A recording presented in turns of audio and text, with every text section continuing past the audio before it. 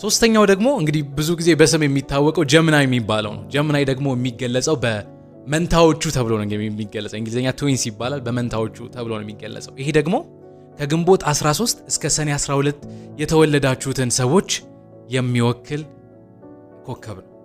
ጀምናዮችን ደግሞ አስትሮሎጂ ምን ብሎ ይገልጻቸዋል መሰላችሁ? እኔ ጥሩ ቃል ለመግለጽ ፈልጌ ነበር፣ ግን ከዚህ ይሄ ቃል ውጪ የሚገልጽ አላገኘሁም። እነዚህ ሰዎች ይላል አስትሮሎጂ በጣም ወረኞች ናቸው ይላል። ወረኛ ብቻ ሳይሆን ደግሞ ቀልቃሎች ናቸው። ማይረጋጉ አይነት ሰዎች የሉም። እዚህ ያስቀምጣቸው እዛ ናቸው። በቃ የሆነ እዚህ እዛ የሚሉ ሰዎች ናቸው። ከተለያየ ሰው ጋር ለመግባባት ሲፍጨረጨሩ ታያላችሁ። በቃ አዲስ ሰው አግኝተው ዛሬ እያወሩት ነው። ዛሬ ጓደኛም ሊሆኑ ይችላሉ። አዲስ ነገር ለማግኘት ሁሌ የሚንቀለቀሉ አይነት ሰዎች ናቸው።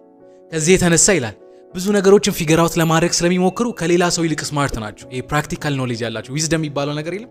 ፕራክቲካል ኖሌጅ ያላቸው ብዙ ነገሮችን ሞክረው አበላሽተው ስለሆነ የሚማሩት እነዚህ ሰዎችን በነገራችን ላይ ያስቀምጣችሁ ከምታስተምሯቸው ፕራክቲካል ቢማሩ የሚቀላቸው ሰዎች ናቸው። ይንቀለቀላሉ፣ ወረኞች ናቸው። ከዚህ የተነሳ ስማርት ናቸው ከሌላ ሰዎች። ምን ለየት ያደርጋቸዋል መሰላችሁ? እንዴት ነው ሕፃን ልጅ ሲንቀለቀል አይታችሁ ከሆነ እዚህ እዛ ሲል በስርዓት ቁጭ በል ብላችሁ ስትቆጡት እንደሚደብረው ሁሉ እነዚህ ሰዎች የተረጋጋ ሁኔታ ውስጥ መቀመጥ አይወዱ።